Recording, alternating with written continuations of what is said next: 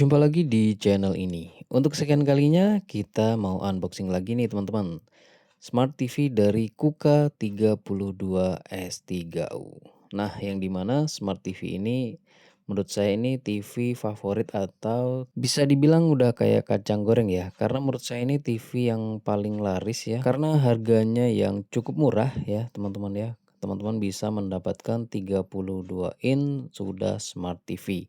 Karena kalau misalnya teman-teman beli harga TV yang hanya TV digital aja, itu sebenarnya tanggung banget ya teman-teman ya. Jadi banyakkan beralih dari TV digital aja ke Smart TV Kuka S3U ini. Nah, namun sekarang harganya ini sudah nggak kayak dulu lagi teman-teman. Kalau dulu itu kalau nggak salah kita bisa beli itu harganya bisa murah ya, 1.500.000 ya. Tapi sekarang sudah nggak dapat lagi teman-teman dengan harga segitu ya. Sekarang itu di kisaran harganya 1.600.000 sampai 1.700.000-an ya, bahkan lebih dari 1.700.000.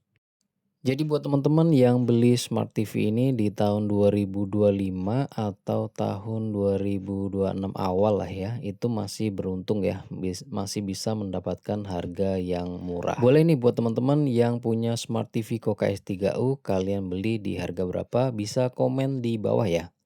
Nah, Smart TV ini teman-teman itu sayang sekali tidak ada namanya fitur Bluetooth ya. Kalau menurut saya itu salah satu kelemahan yang ada di Smart TV ini. Kemudian untuk Google Assistant-nya juga belum support ya. Jadi kalau misalnya teman-teman suka pakai Google Assistant atau perintah suara menggunakan remote, jelas di TV ini masih belum bisa ya. Tapi kalau teman-teman hanya sekedar pengen nonton TV, nonton YouTube, nah di TV ini sudah bisa teman-teman. Bahkan ada aplikasi game juga ada di TV ini. Jadi selain TV digital, teman-teman bisa memiliki hiburan lain seperti bermain game di Smart TV Koka S3U. Untuk OS-nya dia sudah pakai OS sendiri ya teman-teman ya, namanya Kolita ya. Jadi bukan pakai Android atau bahkan Google TV ya. Sedangkan kalau teman-teman mau nonton TV tinggal dicolok pakai antena aja tanpa perlu teman-teman repot pasang namanya set-top box atau STB di Smart TV Kuka ini. Sedangkan untuk antenanya teman-teman bisa bebas ya mau pakai antena apa aja bisa di TV ini, yang penting antenanya bagus aja ya. Kalau menurut saya yang lebih bagus itu yang ada boosternya gitu teman-teman, jadi penangkapan sinyalnya jelas lebih baik ya. Tapi sesuaikan dengan kondisi daerah di mana kalian tinggal ya. Kalau misalnya jauh dari pemancar, ya sebaiknya dipakai antena luar ya, jangan pakai antena indoor ya. Karena penangkapan sinyalnya jelas lebih bagus, posisi antenanya di luar dan posisi antenanya itu tinggi ya teman-teman ya. Untuk cara scan atau mencari siaran digital di Smart TV Kuka S3U ini juga sangat mudah teman-teman. Teman-teman bisa cek video saya ya, cara mencari sinyal digital di Smart TV Kuka S3U. Untuk warna boxnya 2026 masih sama teman-teman ya, seperti ini boxnya. Di bawahnya ada YouTube, Prime Video, Calling, Dolby Audio, dan ada juga untuk HDMI-nya. Kuka 32 S3U diproduksi oleh PT Skyward Industri Indonesia dengan daya listriknya itu 60 watt ya.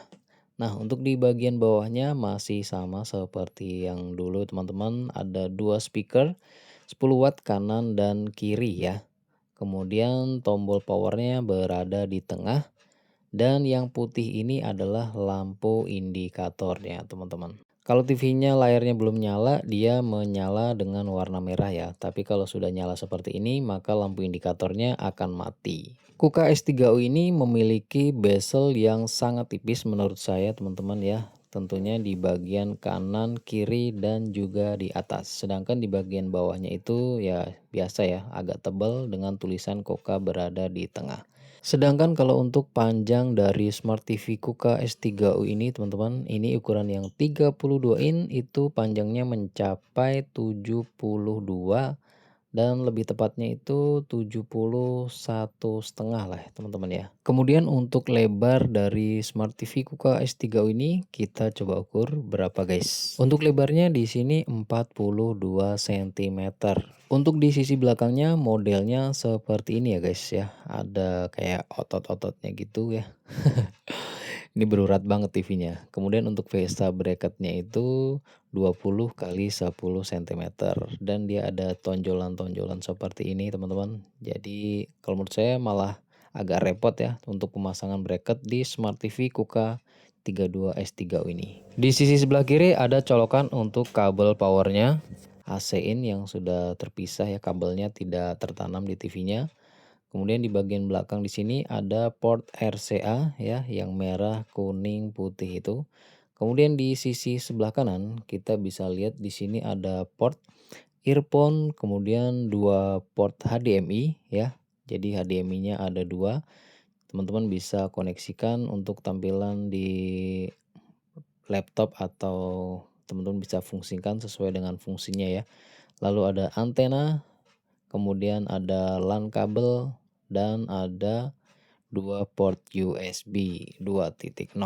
Untuk aksesorisnya tentunya berbeda ya, Smart TV Kuka 32S3U dengan 32S3U yang plus ya. Di sini ada buku manual, kemudian kartu garansi, baterai A3, kemudian ada baut untuk kaki TV-nya, kemudian ada kabel, lalu ada remote ya, modelnya masih sama ya seperti waktu awal Kuka S3U keluar ya. Modelnya seperti ini menggunakan baterai A3. Kemudian ada kaki TV-nya teman-teman dengan bahan plastik. Nah, kalau menurut teman-teman gimana nih dengan harga Smart TV dari Kuka 32S3U yang sudah tidak murah lagi? Apakah Smart TV 32 Kuka S3U ini masih worth it ya dengan harga 1.700.000 ya dibanding dengan merek lain? Nah, boleh nih berbagi pendapat di kolom komentar. Nah, buat teman-teman yang sudah pakai Smart TV Kuka S3U masih bertahan sampai sekarang atau sudah pindah atau ganti dengan merek Smart TV atau Android TV yang lain ya. Satu lagi hampir kelupaan nih. Nah, Smart TV Kuka S3U dulu itu belum ada pelindung layar atau anti goresnya seperti ini ya.